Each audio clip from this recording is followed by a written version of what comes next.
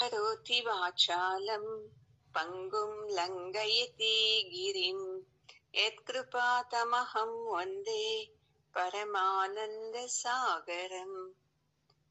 ఓం సహనా భవతు సహనౌ భునక్తు సహ వీర్యం కరవావహై తేజస్వినావదీతమస్తు మా విద్విషావహై. ఓం శాంతి శాంతి శాంతి. గురూజీ వాళ్ళ పాదాలకు నమస్కారం చేద్దాము. జగద్గురు కృష్ణుని పాదాలకు నమస్కారం చేద్దామండి. ఈరోజు 39వ శ్లోకము. ఏషా తే విహితా సాంఖ్యే బుద్ధిర్యోగే త్విమాం శృణు బుద్ధ్యా యుక్తా యయా పార్థ కర్మబంధం ప్రహాస్యసి. బుద్ధ్యా యుక్తో యయా పార్థ కర్మబంధం ప్రహాస్యసి. ఈ శ్లోకంలో చెప్తున్నాడు, పరమాత్ముడే చెప్తున్నాడు కదా అర్జునులకు, ఇలా ఉండాలి, ఇలా ఉండాలి, జీవితంలో సుఖ దుఃఖాలని సమానంగా చూడాలి, లాభం రాని లాభం రాకపోని దాన్ని కూడా సమానంగా చూడాలి, జయించచ్చు జయించకపోవచ్చు అప్పుడు కూడా సమానంగానే అన్నీ స్వీకరించాలి అర్జున అని చెప్పాడు కదా లాస్ట్ క్లాస్ లో. ఇలా చేసావంటే నీకు ఏమీ పాపం కలగదు అని చెప్పాడు.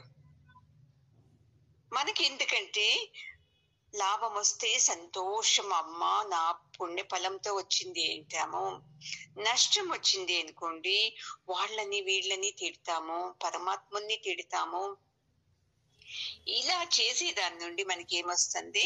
పాపం వస్తుంది. చూడండి ఎంత బాగా చెప్తున్నాడు పరమాత్ముడు. మనకు పాపం రాకూడదంటే ఏం చేయాలి అని ఈ ముందు శ్లోకంలో చెప్తాడు. అందుకే బాగా మీరు మనసులో పెట్టుకోండి. సుఖం వచ్చిందా పరమాత్మ నీ దయతోనే వచ్చింది, కష్టం వచ్చిందా పరమాత్మ నేను ఎప్పుడో ఏదో చేశాను అందుకే ఇప్పుడు ఇది అనుభవిస్తున్నాను, నీది ఏది లేదు, అయితే ఈ అనుభవించేదాన్ని సంతోషంగా అనుభవించేలాగా శక్తి నీవు అని వేడుకోండి చాలు. మనకు పుణ్యము రాదు, పాపము రాదు. ఇది విద్య. చూడండి మనకు తెలియదు ఇది. ఎందుకు మన జీవితంలో చాలా దుఃఖము కష్టాలు అనుభవించేది ఏంటి? ఇదే సమస్యనే అందరికీ. వాళ్ళ నుండి ఇలాగైంది, వీళ్ళ నుండి ఇలాగైంది, నా కర్మ ఇలాగుంది, పరమాత్ముడు నన్ను చూడడం లేదు, ఎన్ని పూజలు పునస్కారాలు చేసినా వేస్ట్ ఇది అనేస్తాం.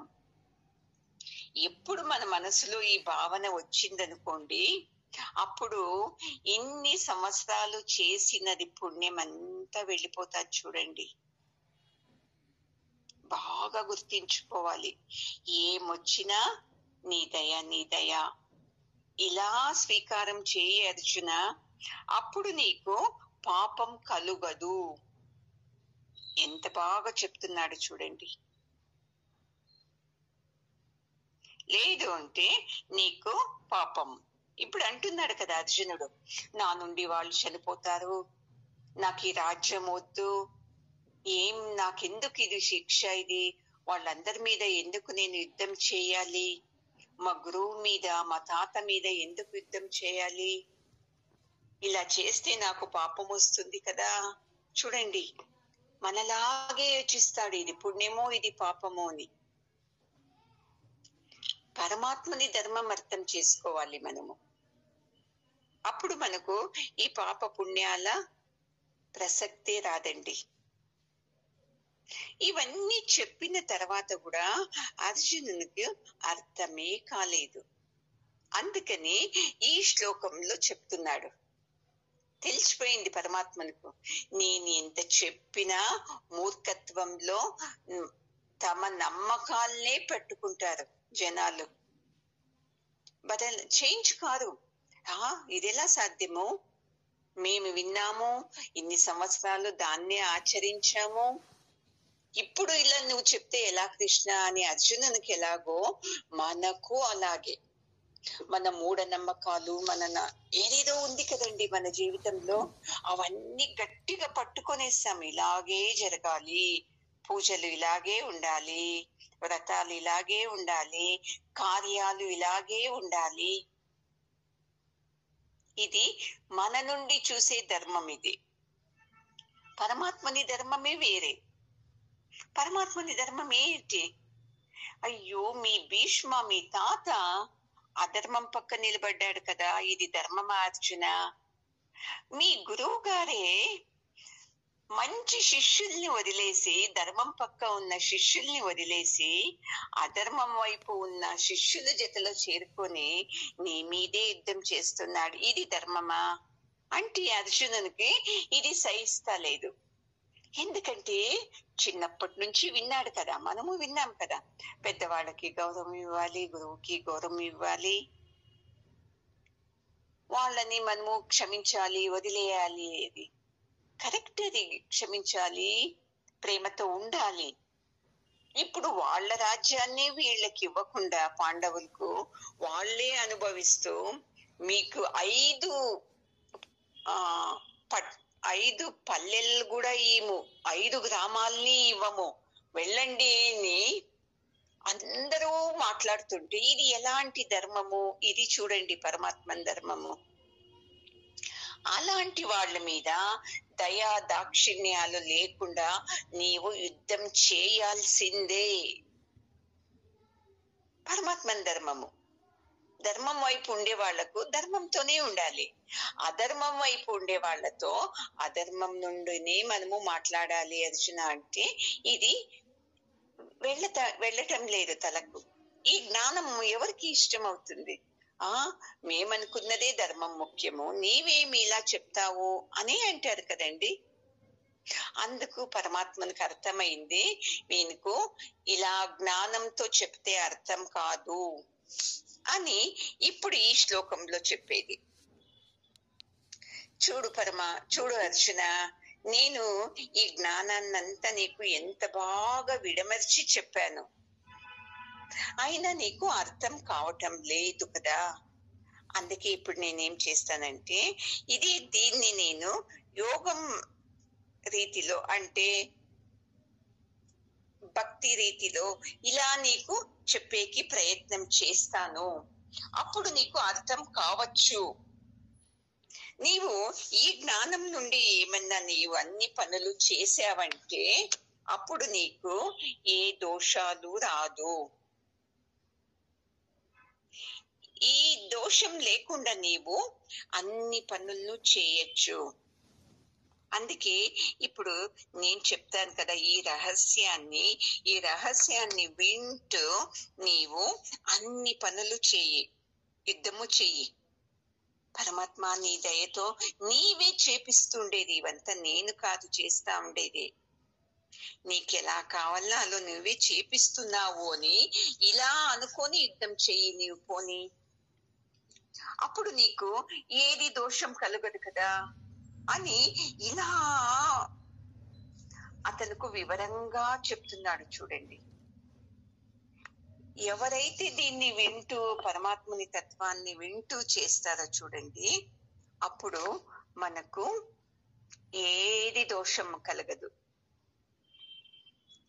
ఇంతసేపు చెప్పింది పరమాత్ముడు సత్యము, ఆ పరమాత్మని నిండినే ఇవంతా అయ్యేది, ఇవన్నీ చెప్పాడు కదా. సాంఖ్యం అంటారు దీన్ని, ఈ జ్ఞానాన్ని. అయితే అర్జునునికి ఇది ఎక్కటం లేదు. ఎలాగా, నేను చేస్తున్నాను కదా యుద్ధము అని. నీవు కాదు, పరమాత్ముడు నీతో చేపిస్తున్నాడు అంటే మనకు అర్థం అవుతుందా? లేదు లేదు లేదు, నేనే చేస్తుండేది అని. అందుకే మనకు దీని నుండి పుణ్యము, పాపము, స్వర్గము, నరకము ఇవన్నీ లభిస్తూ ఉంది. అందుకే అర్జున, నేను ఇప్పుడు చెప్పిస్తాను కదా నీకు, ఈ యోగంతో నీవు అన్ని కర్మలను చేయి, అప్పుడు నీకు ఏది కర్మ బంధనాలు ఉండవు అని చెప్తున్నాడండి. అందుకే ఒక ఎగ్జాంపుల్ చెప్తారు గురువు గారు. ఒకతను హరికథని చెప్తున్నాడంట. తెలుసు కదా హరికథలు అంటే ఏమంటారు? రాత్రి పొద్దు ఒక హరిదాసు వచ్చి చెప్తుంటాడు కదా కథలు, మనం అంతా పల్లెల్లో వింటూ ఉంటుంది కదా, అలాగా. అప్పుడు కొంచెం బాగా చెప్పాలి అని చెప్పి ఏం చెప్తాడంటే, చూడండి, ఎర్రగడ్డ తినకండి, అది మంచిది కాదు అని కథ మధ్యలో చెప్తాడు. సరే అని చెప్పి కథ అంతా అయిన తర్వాత ఇంటికి వస్తాడు. మరుసటి రోజు భోంచేస్తాడు. ఏంటి చారు రుచిగానే లేదు, ఏమి ఇలా చేసావు అంటే, మీరే చెప్పారు కదండి ఎర్రగడ్డ వేయకూడదు, వేస్తే అది మంచిది కాదు ఆరోగ్యానికి అని చెప్పారు కదా, అందుకే నేను వేయలేదు అని చెప్తుంది. అప్పుడు అంటాడు, ఏ మూర్ఖురాలా, జనాలకు ఊరికి చెప్పి కంతే, అవి మనమంతా అలాగే ఉండకూడదును, ఎర్రగడ్డ వేసినే బాగా పోపు పెట్టి సాంబార్ చేయి అంటాడు. చూడండి, మనము అంతే కదా, దేవస్థానాలకు ఎందుకు వెళతాము? మన పాపం నశించని అని వెళతాము. పోనీ అంత నమ్మకం ఉందా ఆ పాపం నశించింది మనది అని? మళ్ళీ ఇంటికి వచ్చాక సమస్యలు తీరుదు, అయ్యో నా పాపం పోలేదేమో, నేను దేవునికి సరిగ్గా పూజ చేయలేదేమో, ఏదన్నా దోషాలు వచ్చిందేమో, ఎన్ని యోచిస్తాం కదండి మనము. యోచించమా? దానికి తగినట్టు సమస్యలు ఎక్కువైనప్పుడు పురోహితునితో వెళతాం. ఏమండి, మేము ఇలాంటి పూజ చేశాము, ఇలా చేశాము, మాకు చూస్తే ఈ ఫలం లేదు అంటే, లేదండి మీరు చేసిన దాంట్లో దోషం ఉంది, అందుకే ఇలా చేయండి అంటాడు. మళ్ళీ చేస్తాము, మళ్ళీ సమస్య అలాగే ఉంటది. అప్పుడు ఇంకొకరు చెప్తారు, ఈ దేవునితో వెళ్ళకండి, ఆ గుడికి వెళ్ళండి, మీకు మంచిదవుతుంది అని. అక్కడికి వెళతాము, ఎక్కడెక్కడో వెళతాము, అయినా నా కూతురుకు బిడ్డ కలగలేదు, నా బిడ్డకు పెళ్లి కాలేదు, ఎన్ని సమస్యలు చూడండి. మీకు నమ్మకం ఉండింటే, దేవుడంతా ఒకే శక్తి కదండి, ఒక దేవుణ్ణి పూజించేవాళ్ళు. నమ్మకం లేక ఈ దేవుడు, ఆ దేవుడు, ఆ దేవత, ఈ దేవత అని ఎన్నెన్నో పూజలు చేస్తాము. చూడండి, పరమాత్ముడు ఎంత బాగా చెప్తున్నాడు. ఎందుకు లేదు మీకు ఒక దేవుని మీద నమ్మకము? ఎందుకంటే మీరు అనుకున్నది ఇవ్వలేదు, అందుకని ఆ దేవుణ్ణి వదిలేస్తాము, ఇంకో దేవుణ్ణో, ఇంకో దేవతనో, ఇంకో గుడినో అక్కడికి వెళతాము. ఇది తప్పు అంటుండేది పరమాత్ముడు. నీకు నమ్మకం కలిగిందంటే ఆ దేవుళ్ళ మీద, ఆ వ్యక్తి మీద ఎప్పటికీ నీవు నమ్మకం కోల్పోకూడదు. కోల్పోయావంటే నీ మనసు చంచలము. ఇలా పుణ్యాలు పాపాలు చేస్తూనే వెళ్ళిపోతాము. ఈ వ్రతము, ఆ పూజ, ఆ గుడి, ఈ నిమ్మకాయ, ఆ టెంకాయ, ఇవన్నీ అనుకోని ఏం చేస్తాము, ఏమో అబ్బా ఎన్ని చేసాను, నాకు నేను అనుకున్నది జరగనే లేదు, ఈ దేవుడే లేడు అనుకునేసిస్తాము. అందుకే ఒక కథ చెప్తారు, నేను చెప్పాను మీకు, మళ్ళీ ఇంకో తూరి చెప్తున్నాను సందర్భమని. పార్వతీ పరమేశ్వరుడు కాశీలో ఆకాశ మార్గాన వెళుతూ ఉంటారు. అప్పుడు పార్వతి అంటది, అబ్బా ఎంతమంది భక్తులు నీకు పరమాత్మ, చూడండి కాశీ నగరం మొత్తం నిండిపోయింది మీ దర్శనానికి, మీ మీద భక్తితో అని. అప్పుడు పరమాత్ముడు అంటాడు, అయ్యో పార్వతి, వీళ్ళు భక్తితో రాలేదమ్మా, నావి అనుకున్నది నెరవేర్ని, నాకు పుణ్యం కలగని, నా పాపాలన్నీ వెళ్ళిపోని అని వచ్చారు. కానీ పరమాత్మ, నీవు కాశీలోనూ ఉన్నావు, కాశీలో నిన్ను చూద్దామని వచ్చామని ఎవరు రాలేదు అంటే కోపం వస్తుంది పార్వతికు. ఇలా అంటావా అని. చూడండి వీళ్ళందరూ మీ భక్తులే అంటే, సరే బెట్టు కడతాము అని ఇద్దరు బెట్టు కడతారు. వీళ్ళందరూ నా భక్తులైతే నేను నీవు చెప్పినట్లు వింటాను. ఒకవేళ వీళ్ళందరూ నా భక్తులు కాలేదు అంటే పార్వతి నీవు నేను చెప్పినట్టు వినాలి అని. సరే అని ఇద్దరును వయసైన అవ్వ తాతలాగా వేషం వేసుకొని వచ్చి కాశీలోకి దిగుతారు. అక్కడ ఒక పెద్ద గుంట ఉంటది. ఆ గుంటలోకి ఈ అవ్వ పడిపోతుంది పార్వతి. ఆ తాత ఈశ్వరుడు, అయ్యయ్యో నా భార్య పడిపోయింది గుంతలోకి, దయచేసి ఈమెను బయటకి పిలుచుకొని రండి, నాకు శక్తి లేదు అని ఏడుస్తాడు. అప్పుడు అందరూ వస్తారు. అయ్యో ఉండు తాత, పాపము నీకు శక్తి లేదు, కూర్చో, నేను అవ్వని లేపుతాను అని వెళ్ళి అవ్వను ముట్టుతాడు. అప్పుడు తాత చెప్తాడు, చూడప్పా, నీ కర్మలు నశించింటే నీవు అవ్వని ముట్టి బయటికి తేవచ్చు. ఒకవేళ నీ కర్మలు నశించలేకుండా ఏమన్నా నువ్వు అవ్వను ముట్టావంటే నీవు కాలిపోతావు, చూసుకో, బాగా అర్థం చేసుకో ఇది అని అన్న వెంటనే గంగలో మునిగి స్నానం చేస్తూ పరమాత్మ దర్శనానికి వచ్చేవాళ్ళు తక్షణం ఈ మాట విన్న వెంటనే, అమ్మో నా కర్మలు నశించిందో లేదో, నాకెందుకప్ప మళ్ళీ అవ్వని ముట్టి నేను కాలిపోయేది అని అందరూ వెళ్ళిపోతారు. అయ్యో నా కర్మలు నశించిందో లేదో అని. అప్పుడు చూడండి పార్వతీకు సిగ్గవుతుంది. అయ్యో నిజం కదా, వీళ్ళు పరమాత్మను భక్తులైతే గంగలో మునిగితే పాపాలన్నీ నశించింది అని అందరూ అంటారు. వీళ్ళు అన్నారు, అయితే ఇప్పుడు చూస్తే నా పాపం నశించిందో లేదో అని అపనమ్మకంతో ఉన్నారే అని తల వంచుకొని నిలబడుతుంది పార్వతి. ఒక వేశ్య వస్తుంది సాయంకాలం మొబ్బు అయ్యే టైంలో. ఆమె వచ్చి, ఎందుకు తాత ఏడుస్తున్నావు అంటే, చూడమ్మా నా భార్య ఇలా అయిపోయింది అంటే, నేను తెస్తానుండు అని ఆ గుంతలేక దిగుతుంది. దిగి అవ్వని పట్టుకునేటప్పుడు తాత అంటాడు, చూడమ్మా నీ పాపం నశించింటే మాత్రం నీవు ఆమెని ముట్టు, లేదు అంటే కాలిపోతావు నీవు అని. అప్పుడు ఆ అమ్మాయి అంటుంది, అయ్యో ఓరి మూర్ఖుడా, గంగలో మునిగితేనే పాపాలు నశించిపోతాది, అలాంటిది నేను ఈ కాశీపట్నంలో ఎన్ని సంవత్సరాల నుండి ఉండాను, ప్రతిరోజు గంగ స్నానం చేస్తూ పరమాత్మని దర్శనం చేస్తున్నాను, ఇంకా నాకెక్కడ పాపము, నేను వేశ్య కావచ్చు అయినా నాకెక్కడ పాపము గంగలో మునిగాక అని ధైర్యంగా పార్వతిని పిలుచుకొని బయటకు వస్తుంది. చూడండి, ఇది చూడండి నమ్మకం అంటే. మనకు పరమాత్మని మీద నమ్మకం లేదు, భయం, ఈ పూజ చేయలేదు ఏమవుతుందో, ఇలా చేస్తే ఏమవుతుందో అని ఇలాగే చేస్తాం. కానీ నమ్మకం ఉందా, పరమాత్ముడు నన్ను ఎప్పటికీ చేయి వదలడు, నాకు సమస్యలు వచ్చింది అంటే ఏదేదో జన్మలో నేను చేసుకున్న కర్మ ఫలాలు ఇది, అందుకే నేనేం చేయాలి, ఆ పరమాత్ముని నామస్మరణతోనే నేను ఇవన్నీ జయిస్తాను. ఈ నమ్మకం ఉందా అండి మనకు? అందుకే అర్జునునికి ఇవన్నీ చెప్తుండేది. ఎందుకంటే అర్జునునికి లేదు కదా, ఎందుకు చంపాలి మా తాతను, వాళ్ళు ఎందుకు మా మీద యుద్ధానికి రావాలి, ఇది ఉంది కదా.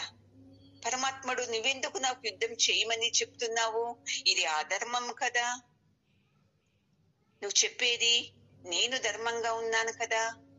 చూడండి ఎన్ని అర్జునుడు సేమ్ మనలాగే యోచించినందుకే పరమాత్ముడి చెప్పి, అందుకే అర్జున బాగా అర్థం చేసుకో, నమ్మకంతో ఉండేది ముఖ్యము. పరమాత్ముని మీద నమ్మకం పెట్టు నీవు, అంతేకాని నేను చేస్తున్నాను నా నుండి యుద్ధం, ఎంత మూర్ఖత్వము. మన నుండి అవుతుందా అండి యుద్ధము? అంతా అపూర్వ నిశ్చయం, పరమాత్మని వ్యవస్థంగా చేశాడు అన్నీను, ఎలా చేయాలి, ఎలా ఉండాలి మన జీవితంలో అని. అది అర్థం చేసుకోకుండా వాళ్ళ నుండి వీళ్ళ నుండి యుద్ధం వచ్చింది, వాళ్ళు మాకు రాజ్యం ఇవ్వాల్సింది, ఎన్ని మాటలు అంటున్నాడు అర్జునుడు. అందుకే అర్జున ఇప్పుడు నేను చెప్తాను కదా, ఈ యోగాన్ని అనుసరించు నీవు, అప్పుడు నీవు ఆనందంగా ఉంటావు. నమ్మకం ముఖ్యము. ఈ నమ్మకంతో ఉండు నీవు, నీకు ఏమి కాదు. పుణ్యము రాదు, పాపము రాదు. లేదు అంటే ఉత్త పాపాన్నే గడిస్తూ ఉండాల్సి వస్తుంది అని చెప్పి ఇప్పుడు మనకు ఎలా ఉండాలి అని అర్జునుడికి చెప్తున్నాడు. చూడండి. నేహా విక్రమనాశోస్తి ప్రత్యవాయో న విద్యతే స్వల్పమప్యస్య ధర్మస్య త్రాయతే మహతో భయాత్. అర్జున, ఇప్పుడు నేను చెప్తున్నాను కదా, ఈ భావంతో నీవు ఏది పనులు చెయ్యి, నీకు ఏది దోషమంటదు. మళ్ళీ నీకు లాసు కాదు, అయ్యో ఇలాగైంది అని కూడా కాదు. అందుకే నేను చెప్పే ఈ మార్గంలో, ఇదే చూడండి కృష్ణుని ధర్మము, నువ్వు చేసావంటే నీకు ఆనందమే ఉంటది. మళ్ళీ నీకు మహాభయం ఎవరికి లేదండి భయము? రేపు ఎలాగవుతుందో ఏమో, నా ఆరోగ్యం ఎలాగుందో ఏమో, నా కొడుకు ఎలాగో అవుతుందో ఏమో, నా బిడ్డలు ఎలా అవుతారో ఏమో, నాకు ఆరోగ్యం ఎలాగుంటుందో ఏమో. ఎన్ని భయాలు లేవండి. ఈ భయాలన్నిటినీ మనము బయటకు దొబ్బేయచ్చు. ఈ నేను చెప్పే యోగం నుండి నువ్వు ఏమన్నా పని చేసావంటే, ఏం దెప్ప పని అంటే నేను చేసేదన్నీ పరమాత్మనికి సేవలివి. మనం ఏం చేస్తున్నాము? మా ఆయనకు పని చేస్తున్నాము, అయ్యో మా కోడలకు చేస్తున్నాము, మా అత్తకు చేస్తున్నాము. ఇవేమి కాదు. నా కోసం చేస్తున్నాను, ఎన్ని చేసినా నాకు నెమ్మదే లేదు, నేనొక్కదాన్ని చేసి చావాలి, ఎన్ని అనుకుంటాం కదండి. అవన్నీ కాకుండా ఈ కృష్ణ ప్రజ్ఞ ఏంది? కృష్ణ ప్రజ్ఞ ప్రతి ఒక్కటి ఏం చేసినా ఇది పరమాత్మ నీ సేవనే, ఇది నీకు నేను చేస్తుండేది, నా కోసం కాదు, నా ఆశల కోసము కాదు, ఇంట్లో వాళ్ళ కోసము కాదు, ఇవన్నీ నీకే నేను చేస్తుండేది అనే భావంతో నీవే నాతో చేపిస్తూ ఉండేది. నీకెలా కావాలనో అలాగా నాతో నీవు చేపిస్తున్నావు అని ఎవరైతే చేస్తారో చూడండి పనుల్ని, వాళ్ళు ఎప్పుడూ ఆనందంగా ఉంటారు. చూడండి, మనం ఎలా చేస్తున్నాము? కొన్ని పనులు నేను పూజ చేస్తున్నాను అని చేస్తాము, మళ్ళీ నీకోసం వంట చేస్తున్నాను, నాకు చాలా అయిపోయింది, నీ జీవితం అంతా నీకు చేసి పెట్టి ఎన్ని తిట్టేస్తాం ఇంట్లో ఉండవాళ్ళని. పాపము వాళ్ళ మనసుని మనం ఎంత నొప్పించుంటాము. నేనే చేయాలి ఎందుకు అనుకోరాదు? ఇది నా కర్తవ్యం అని ఎందుకు అనుకోరాదు? ఎప్పుడైతే మీరు ఇది నా కర్తవ్యము, తల్లిగా చేయాలి, భార్యగా చేయాలి, భర్తగా చేయాలి, ఒక నిమిషం అంటే ఎవరు ఇది ఎల్లాకెళ్ళు ఏ పని చేసినా ఇది నా కర్తవ్యం అని చేయాలి. అవును, అప్పుడు మనకు ఏ దోషము కలగదు. మన కర్తవ్యం అని మనము అంటామా? నా కర్మ ఇది అని చేస్తాము. అర్జునుడు ఇప్పుడు అలాగే కదా చేస్తుండేది. నేను ఎందుకు యుద్ధం చేయాలి, నేను చేయను, నాకు ఇష్టం లేదు, నాకు ఈ రాజ్యం వద్దు అని. అలా అనుకోకుండా ఇది నేను క్షత్రియుడు, నేను రాజుని, నా మీద వీళ్ళు యుద్ధానికి వచ్చారు, నేను చేయాలి అని కర్తవ్యంతో చేయాలి. అప్పుడైతే మనకు ఏ దోషము కలగదు. అర్జున, నీవు చూస్తే నేను చేయను అంటున్నావు కదా. మనము అంతే కదండి. ఇంట్లో ఏం పని చేసినా ఏదో ఒక దోషంతోనే చేస్తాము. మనకు తెలీదు మనం ఇలా తిట్టుకుంటూ చేస్తున్నాము, దీని నుండి నాకు దోషాలు కలుగుతుంది అని. ఏ కర్మ చేసినా దాంట్లో దోషాలు ఉండే ఉంటాయి చూడండి. ఇప్పుడు కసువు ఉడుస్తా ఉంటాం చూడండి, చిన్న చిన్న క్రిమిలు చీమలు ఉంటుంది, మనం చూడము, తొక్కేస్తాము, చనిపోతాది. అది దోషమే ఆ కర్మలో కూడా. ఇప్పుడు వంట చేస్తుంటాము, ఆ వేడికు ఆ పొయ్యి వెలిగించేటప్పుడు చిన్న చిన్న దోమలు ఏదో చనిపోతావి, అది కూడా దోషమే. అయితే మనకి ఇవి తెలియదు. ఇవి చిన్న చిన్న విషయాలు వదిలేయండి. అయితే తెలిసి తెలిసి ఎన్ని దోషాలు. మనము ఆనందంగా చేస్తామా పనుల్ని? ఎందుకన్నా చేయాలి బాబు, ఈ పనులతో చనిపోవాలనిపిస్తుంది అంటాము. నేనే వంట చేయాలా, నీకు పెట్టాలా, నీకు వేస్ట్, నీకు ఎన్ని తిడతాం కదా పిల్లల్ని మనము. పోనీ ఆ మిగిలిపోయిన అన్నం కుక్కలకి పెట్టాలంటేనో దాన్ని కూడా యోచిస్తాం, అయ్యో ఈ కుక్కలకా అని. ఏది చూసుకోండి మీరు, ఆనందంగా ఎప్పుడు చేస్తాం చెప్పండి? మనము ఎప్పుడు చేయం. మనము తిట్టుకుంటూ అరస్తూ చేయాలి, విధి లేదు, కర్మ అనుభవించాలి, ఇలా అనుకోని చేసే దాని నుండి మనకు సమస్యలు ఎక్కడన్నా పెట్టండి, దోషాలు. మనకు ఈ దోషాల్ని తొలగించుకోవాలి అంటే అయిపోయింది కదండి, పరమాత్మునితో మనమంతా మన ప్రారంధాలు చెప్పేసి, ఇలాంటి తప్పులు చేశాను, ఇలాంటి శిక్ష ఇవ్వు, ఇలాంటి మంచి పనులు చేశాను, ఇలాంటిది నెమ్మది ఇవ్వు అని 2 తెచ్చుకున్నాము. తెచ్చుకున్న తర్వాత ఇప్పుడు ఏదేది కష్టాలు ఉందో దాన్ని చూసి, ఇలాగెందుకు, నాకెందుకు ఇలా, నాకెందుకు ఇలాంటి జీవితము, నాకెందుకు ఇలాంటి భార్య, నాకెందుకు ఇలాంటి అత్త అనే దాంట్లో అర్థమే లేదు అర్చన. నువ్వే ఆర్డరిచ్చావు అప్పుడు, నా కర్మకు ఇలాంటిది ఇవ్వు అని. ఇప్పుడు నీవే అడుగుతున్నావు కదా. అందుకే ఈ సత్యం తెలుసుకున్నారంటే చూసుకోండి, ఇక మీదట మన నోట్లో, మన మనసులో రాకూడదు, ఎందుకు ఇలాంటి జీవితము, నాకెందుకు ఇలా అనారోగ్యము, నాకెందుకు ఇలాంటి భార్య దొరికింది, ఇలాంటి బిడ్డలు పుట్టారు, ఇలాంటి అత్తమామలున్నారు అనుకోనే కూడదు. ఇవంతా నేను చేసుకొచ్చిందే, ఇప్పుడేం చేయాలి, పరమాత్మ నీ దయతో అని అనుభవించాల్సిందే. చూడు అర్జున, ఇలా నీవు ఎప్పుడైతే చేసావనుకో నీకు ఏ దోషాలు కలగదు. ఇప్పుడు ఎందుకంటే ఇలా తప్పులు చేసి మనము తిట్టుకోవడంతోనే ఈ దోషాలు, ఈ కర్మలన్నీ మనకు కలుగుతా ఉండేది. అందుకే ఈ కర్మయోగాన్ని బాగా అర్థం చేసుకో. ఈ కర్మయోగం అర్థం చేసుకొని నీవు, పరమాత్మ నీవు నీకు ఎలా కావాలో అలాగా నాతో చేయిస్తున్నావు, నువ్వు చెప్పినట్టే నేను అన్ని నా జీవితంలో చేస్తాను, నా కర్తవ్యం అనుకొని చేస్తాను అనుకున్నావంటే చూసుకో, నీకు పుణ్యము రాదు, పాపము రాదు, నీకు ఏ దోషాలు కూడా రాదు. అప్పుడు నీకు ఆనందమే ఉంటది. చూసుకో, ఇలా నీవు చేయర్చున.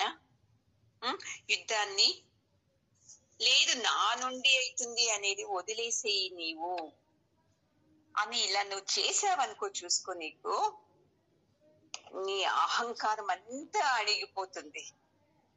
ఇప్పుడు మనకు అంతే కదండి, నేనే చేయాలా, నేను సంపాదిస్తున్నాను, నాకు శక్తి ఉంది, అందుకే నేను చేస్తున్నాను. ఎలా అనుకోవాలి? పరమాత్ముడు నాకు శక్తి ఇచ్చాడు, అందుకే నేను పని చేస్తున్నాను అని ఎప్పుడన్నా అనుకున్నామా? పరమాత్ముడు నాకు మార్గం చూపించాడు, అందుకే నేను డబ్బు సంపాదిస్తున్నాను అని అనుకున్నామా ఎప్పుడన్నా? వాడి శక్తి నుండినే నేను ఈ పనులన్నీ చేసి ఇంట్లో వాళ్ళకి వండి పెడుతున్నాను, నేను బాగున్నాను అని అనుకున్నామా?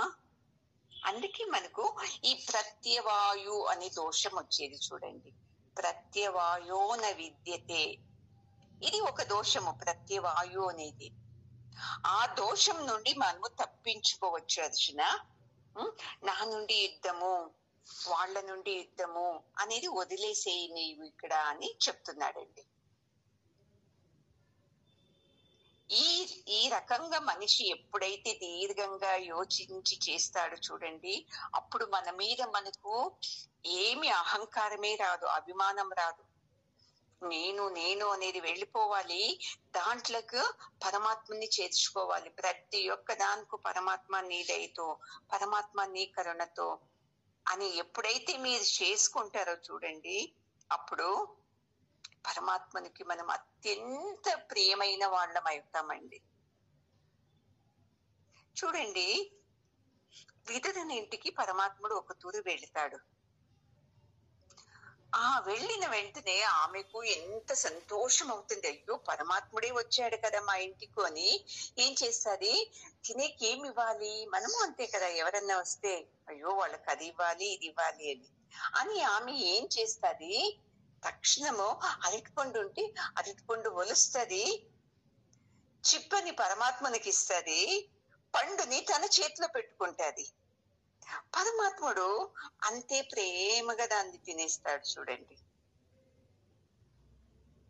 ప్రేమతో భక్తితో తను ఏం చేస్తుంది తెలీదు. అయితే మనకి అదేమనిపిస్తుంది, దోషం మనకు అది. ఆమె ఏమి పండుని తను పెట్టుకొని పొట్టుని పరమాత్మనికి ఇచ్చింది కదా అని మనకు దోషము. పరమాత్మనికి అది లేదు. ఎందుకంటే ఆమె భక్తితో ప్రేమతో మైమర్చి ఏం చేస్తుందో తెలియకోకుండా ఇస్తుంది కదా, అందుకే ప్రేమతో తీసుకొని తినేస్తాడు. ఇప్పుడు చూడండి, చిన్న పిల్లలప్పుడు మిమ్మల్ని పిల్లలు పోరా అంటారు, కాళ్ళతో తంతారు, మీ పేరుతో పెట్టి పిలుస్తారు, ఎంత సంతోషిస్తారు కదండి మీరు. అమ్మో చూడు ఎంత ముద్దుగా పిలుస్తాడు నా పేరుతో పెట్టి అని అంటాము. ఏమన్నా దోషమా అందుకు?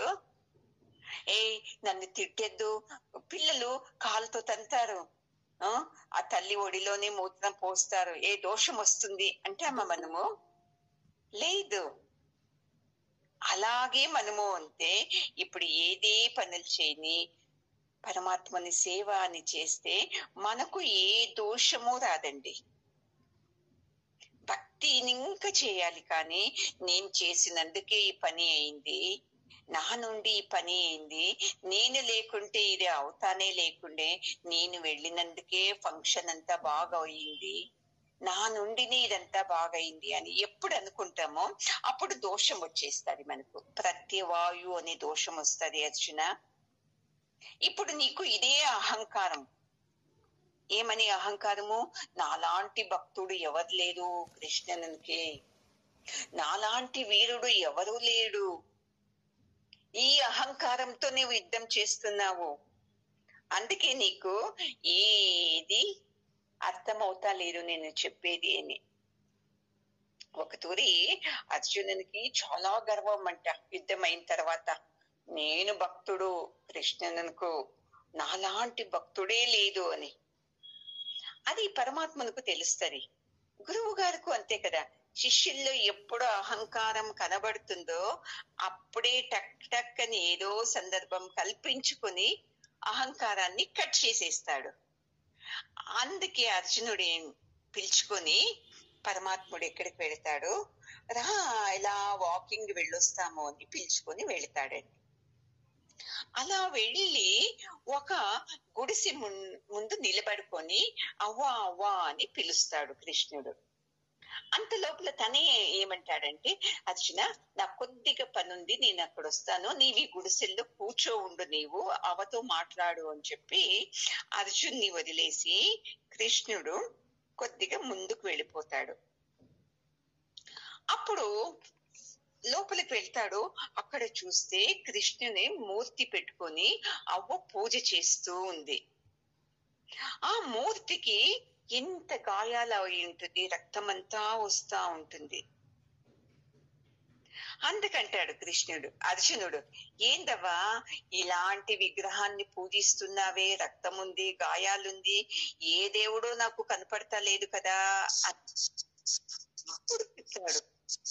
చెప్తుంది, అయ్యో ఇది కృష్ణుని విగ్రహము తండ్రి, ఎవడో ఉన్నాడు చూడు అర్జున అనే మూర్ఖుడు, వాడేం చేశాడంటే యుద్ధంలో కృష్ణుణ్ణి సారథిగా పెట్టుకొని తను యుద్ధం చేశాడు. ఆ యుద్ధంలో తనేమో క్షేమంగా ఉన్నాడు. ఈ సారథిగా ఉన్నాడు కదా, సారథికి అన్ని బాణాలు గుచ్చుకుంది, అన్ని గాయాలు అయింది. అందుకే నా పరమాత్మనికు ఒళ్ళంతా గాయాలైంది, రక్తం వస్తుంది. నీకు ముఖం అందుకే సరిగ్గా కనపడలేదు. ఆ అర్జునుడు నాకు కనపడాలి చూడు, వాణ్ణి పట్టుకుని తంతా ఉంటుంది నేను అని అంటుంది. అప్పుడు అహంకారం వెళ్ళిపోతుంది అర్జునునికి. అయ్యోయ్యో, నేను ఎంత అహంకారంతో, నా సారథి కదా అని ఎలాగంటే అలాగే మాట్లాడాను. పాపము యుద్ధంలో ఎన్ని బాణాలు తగిలింది పరమాత్మనికి, అయినా నేను ఒక్క రోజు కూడా అడగలేదు అయ్యో మందు వేస్తాను అని. ఎందుకంటే సారథి కదా, నన్ను నీవు చూసుకోవాలి కానీ నిన్ను నేనే చూసుకోవాలి అనే అహంకారం అది అర్థమయ్యి జ్ఞాపకం వచ్చి ఆ అవ్వకు దీర్ఘదండ నమస్కారం చేస్తాడు. అవ్వా, నీ భక్తి ముందు నాది ఏమీ లేదు, నిజం నాది అహంకారము, నీది నిజమైన నిష్కల్మష భక్తి అని. చూడు ఆమె ఎలా చేసింది, నా పరమాత్ముడు అనే చేసింది, ఏ దోషము కలగలేదు. అర్జునుడు ఏం చేశాడు, నేను యుద్ధం చేస్తున్నాను, నాకు సారథి నీవు చేయాలి, ఇలా చేస్తున్నందుకే అతనికి ఇలా కష్టం వచ్చింది. ఇంత చేసినాను చూడండి. యుద్ధంలో అర్జునుడు ఏడుస్తున్నాడు 1వ అధ్యాయంలో, నేను యుద్ధం చేయను పరమాత్మ, వీళ్ళందరి మీద నేను యుద్ధానికి వెళ్ళను, మా గురువుని ఎలా చంపను, మా తాతని ఎలా చంపను అని. అయినా వాడు మంచివాడు, అంత మంచివాడు అలా ఏడుస్తూ ఉంటే పరమాత్మనికి తట్టుకోలేక ఈ భగవద్గీతని ఉపదేశిస్తుండేది చూడండి. అందుకే ఎప్పుడు అంతే, మీరు ఏ పని చేస్తూ ఉంటేనో ఈ 40 శ్లోకాన్ని నేహ విక్రమణ శోస్తి, ఈ శ్లోకాన్ని బ్యాట్ చేయండి మీరందరూ.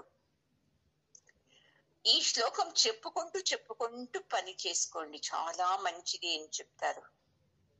ఇలా మనము ఈ శ్లోకాన్ని అర్థం చేసుకొని పనులు చేశామంటే మనకు ఏ దోషాలు కలగదు, భయం కూడా వెళ్ళిపోతుంది. ఎప్పుడు భయం వెళ్ళుతుందో మనం ఆనందంగా ఉంటాం కదండి. భయం వెళ్ళుకున్నప్పుడే కదా మనకు దుఃఖము, నాకేమైతుందో ఏమవుతుందో. ఈ భయం మనిషిని చీల్చి చెండాడుతూ ఉంటది. ఈ భయం నివారణ కావాలి అంటే నాకేం కాదు, నన్ను చూసుకునేకు ఆ పరమాత్ముడు ఉన్నాడు, వాడు చెప్పినట్లు నేను చేస్తూ ఉండేది, నేను ఒక బొమ్మని అంతే. ఈ భావంతో చేస్తే ఎంత ఆనందం ఉంటది కదండి. అలా చేశామంటే అర్జున మనము ఎప్పుడూ ఆనందంగా ఉండొచ్చు. లేదు అంటే మనము జీవితంలో భయపడుతూ ఉంటాము. ఇప్పుడు యుద్ధము ఓడిపోయే వరకు చేసేది ఎన్ని రోజులు అవుతుందో తెలీదు. అయితే మనము జీవితాంతము భయపడుతూనే ఉండాము, జీవితాంతమును ఏడుస్తూనే ఉన్నాము, యుద్ధము చేస్తున్నాము, తల్లితో, భార్యతో, తండ్రితో, పక్కింటి వాళ్ళతో, అక్కింటి వాళ్ళతో, ఎదురింటి వాళ్ళతో. ఎందుకంటే మనకు తెలియదు ఎలా పని చేయాలి బుద్ధిగా. ఎప్పుడైతే ఈ బుద్ధిని మనం నేర్చుకున్నామంటే ప్రతి ఒక్కటి నేను చేసేది పరమాత్మునికి, పరమాత్ముడు చెప్పినట్టు నేను చేస్తున్నాను, నా నుండి ఏది పనులు చేసే కాదు, వాని శక్తితోనే నేను చేస్తుండేది అని ఎవరైతే ఇలా చేస్తారో చూడండి, వాళ్ళకు ఏ దోషం కలుక్కోకుండా ఆనందంగా ఉంటారు. చూడండి, ఒక తూరి పూరి జగన్నాథ దేవస్థానంలో పూజ అవుతూ ఉంటుంది. ఒక భక్తుడు పైన పెద్దగా శ్రీమంతుడు, చాలా భక్తుడు అతను ఏం చేస్తాడు, పూజకు వచ్చిన వాళ్ళందరికీ అన్నదానం ఏర్పాటు చేయాలి అని అందరికీ అన్నదానం ఏర్పాటు చేసేకి పెద్ద పెద్ద పెద్ద గాడీల్లో అన్నము సాంబారు తీసుకుని వస్తూ ఉంటారు. చాలా పైన ఆకాశంలో ఒక పాముని హద్దు నేనన్నదు చేస్తుంది. ఆ పాముని కరుచుకొని వెళుతూ ఉంటుంది చంపేసి. అప్పుడు పాము నోట్లో నుండి ఒక చుక్క విషము పైన కనపడదు, వచ్చి అన్నంలో పడిపోతుంది. ఎవరికూ తెలియదు, అది గద్దకు తెలీదు, కింద ఉండే రాజుకు తెలీదు, ఆ భక్తునికి తెలీదు, ఎవరికూ తెలీదు. అన్నము అందరికి వడ్డిస్తారు. ఎంతమందికి ఆ విషము కలిగిన అన్నం పెట్టారో వాళ్ళందరూ చనిపోయేస్తారు. అందరికీ ఆశ్చర్యం, అయ్యో ఏమిరా ఈ భక్తుడు ఏం చేశాడో, అందరికీ విషం కలిపి పెట్టాడే, అయ్యో ఎలాగా అని అందరూ తిట్టుకుంటారు. చాలా మంది చనిపోతారు. ఆ భక్తుడు చాలా దుఃఖిస్తాడు, ఇదేంది, నేను ఎందుకు విషం పెడతాను వీళ్ళకు అని. అంత లోపల అక్కడ ఉండే వాళ్ళందరూ, ఓ ఇతనే విషం కలిపి పెట్టాడు, ఇతనికే శిక్ష ఇవ్వాలి, ఇతనేం తక్కువైన వాడు కాదు అని చెప్తారు. ఇది యమధర్మరాజు దగ్గరికి వెళ్ళాలి కదండి. అక్కడ ఆ అర్థమే కాదు, ఎవరికి శిక్ష ఇవ్వాలి అని చిత్రగుప్తునికి. అప్పుడు పరమాత్ముడు అంటాడు, యమధర్మరాజు ఇప్పుడు ఆ భక్తునికి ఇవ్వాలా శిక్ష, లేక గద్దకి ఇవ్వాలా శిక్ష అని. ఎవరు వద్దు, ఉండు కొద్దిగా అని. చనిపోయారు కదా, వాళ్ళకి ఏం గతి అన్నప్పుడు యమధర్మరాజు అంటాడు, కొద్దిగా ఉండు చిత్రగుప్త, నీకు తెలుస్తుంది అని. ఎవరైతే జనాలు ఉంటారు చూడండి, అర్థం చేసుకోకుండా మాట్లాడారు కదా, అతను శ్రీమంత భక్తుడు, కావాల్సిగా అతను ఏం చేశాడు, ఆ అన్నంలో విషం కలిపి పెట్టాడు, అందరూ చనిపోతే మంచిది అని. మళ్ళీ దాంట్లో కొంతమంది అతనికి కాకుండా ఉండే వాళ్ళు కూడా ఉన్నారు, తిన్నారు, వాళ్ళు చనిపోయారు. చూడండి, తన విరోధుల్ని చంపేందుకే ఇలా చేశాడు, ఇవన్నీ ఏదేదో మాట్లాడతారు కదా, వాళ్ళును చనిపోతారు కొద్ది రోజుల తర్వాత. అప్పుడు పరమాత్ముడు చెప్తాడు, చూడు గద్దది తప్పు లేదు, ఆ భక్తుంది తప్పు లేదు, అన్నం వడ్డించిన వాళ్ళది తప్పు లేదు, వాళ్ళకి ఎవరికి శిక్ష వేయకు. చెప్పారు కదా, వాడే చంపేశాడు, కావలసి చంపేశాడు అని, వీళ్లకు శిక్ష వేయి. దోషం ఎవరికి వచ్చింది? సత్యం తెలుసుకోకుండా మాట్లాడతారు కదా, నిందలు వేస్తారు కదా, వాళ్లకు దోషం వస్తుంది. ఇలా అర్జున, నీవు భయపడుకోకుండా పరమాత్మని మీద నమ్మకం పెట్టి మనము పనులు చేయాలి. ఎంత మంచి వాళ్ళం మనము, అయినాను వీళ్ళు మనల్ని హింసిస్తూ ఉంటారు మాటలతో. మనం ఏం చేయాలి? అవి పరమాత్మనికే ఒప్పించాలి. చూడండి, జీవితంలో ఈ అవమర్యాదలు, దుఃఖాలు ఎన్ని సహించుకున్నాం మనము, అయిపోయింది. ఎవరికి అదంతా దోషం వచ్చేది? ఎవరు అంటారో వాళ్ళు మన కర్మల్నంతా తీసుకుంటారండి. ఇది బాగా పెట్టుకోవాలి. ఇది తెలుసుకున్నారంటే మనము ఎవరు మనల్ని నిందించినా ఏం చేసినా మనం బాధపడము. అయింది పరమాత్మ, నేను ఏదో కర్మ చేసింటాను, ఆ కర్మ ఫలాన్ని వాళ్ళు నన్ను అని తీసుకుంటున్నారు అని వాళ్ళు స్వస్థతగా ఉండాలి. మనము అన్నవాడు బాగుంటాడు అనిపించుకున్న వాళ్ళే దుఃఖిస్తాము. అది ఆపోజిట్ చేయండి, అన్నవాడు ఎప్పుడు తింటాడు ఆ ఫలితాన్ని. అనిపించుకున్నవాడు తన కర్మని పోగొట్టుకుంటాడు. అయింది పరమాత్మ, ఇలా నీ దోషాన్ని నీవు నివృత్తి చేసుకోవాలి అర్జున. అందుకే ఇప్పుడు నేను చెప్తాను కదా, ఈ విధంగా నీవు యుద్ధం చేయి, నీకు ఏ దోషము రాదు. నాతో పరమాత్ముడే చేపిస్తున్నాడు, ఇది నా కర్తవ్యము. నేను క్షత్రియుడు, రాజు, నా మీద వాళ్ళు యుద్ధానికి వచ్చారు, కానీ నేనంతగా నేను వెళ్ళలేదు. నేను న్యాయంగా ఉన్నాను, నేను యుద్ధం చేస్తాను అని చేయి అర్జున, నీకు ఏ దోషము తట్టదు అని చెప్పాడండి.